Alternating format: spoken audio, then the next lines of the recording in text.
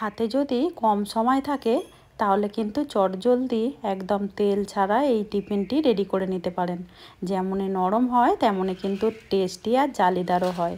একদম কম সময়ে কিন্তু রেডি হয়ে যায়। নমস্কার বন্ধুরা, কাজল ভিলেজ কিচেনে সকলকে স্বাগত জানাই। রোজকারের মতো আজও রান্নাঘরে চলে এলাম। আজকের রেসিপি প্রথম থেকে লাস্ট পর্যন্ত দেখতে থাকুন, আশা করছি ভীষণ ভালো লাগবে।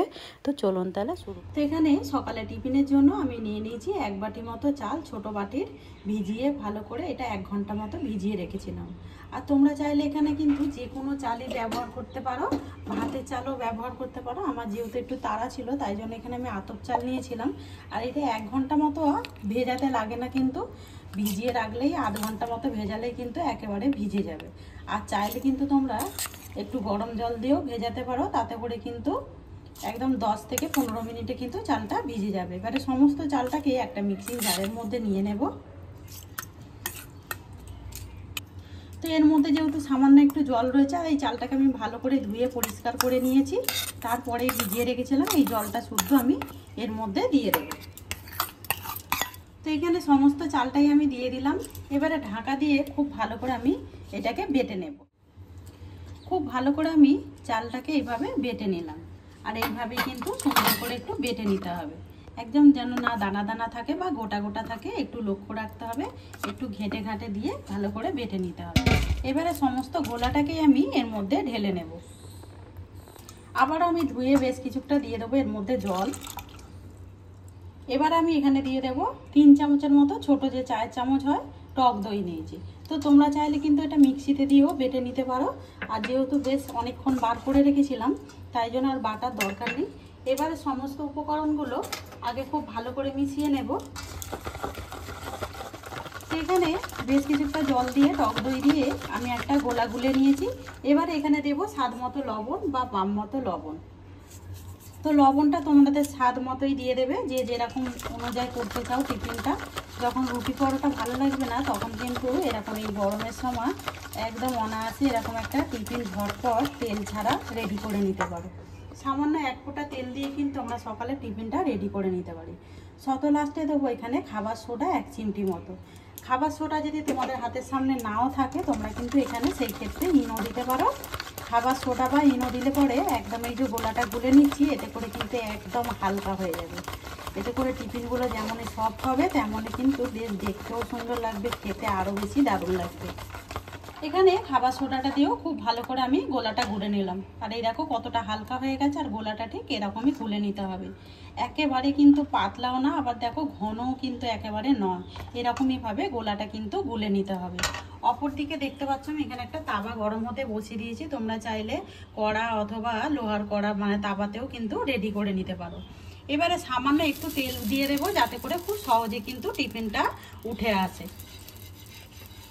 ভালো করে আমি তেল ব্রাশ করে নিলাম। আর যেহেতু ননস্টিকের তাওয়া, এতে করে কিন্তু খুব বেশিও তেল লাগে না। এবার এখান থেকে 1 হাতা গোলা নিয়ে নেবো। আর যতবার দেবে কিন্তু ততবার এটাকে গুলে দিতে হবে। আর এই দেখো দেবার মাত্রে দেখতে পাচ্ছ খুব সুন্দরভাবে কিন্তু একদম চারিদিকে এইভাবে হয়ে যাচ্ছে। আর এইটাকে আমি এইভাবে একটু সরিয়ে দেব।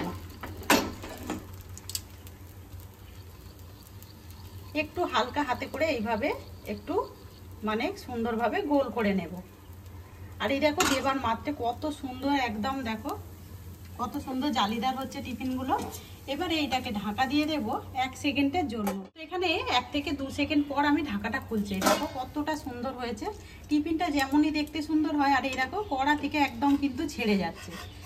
এটাকে আর কিছু উল্টানোর দরকার নেই, এটা কিন্তু একেবারে রেডি হয়ে গেছে। আমাদের এখানে সকালের দেখো একটা টিফিন কিন্তু সুন্দরভাবে রেডি হয়ে গেল। সামান্য চাল দিয়ে আমরা কিন্তু দারুণ সুন্দর একদম রেডি করে নিতে পারি সকালের তেল ছাড়া টিফিন। তো অপর দিকে দেখতে পাচ্ছ আমি আবারও কিন্তু ওই কড়ার মধ্যে হালকা একটু তেল দিয়ে দিলাম।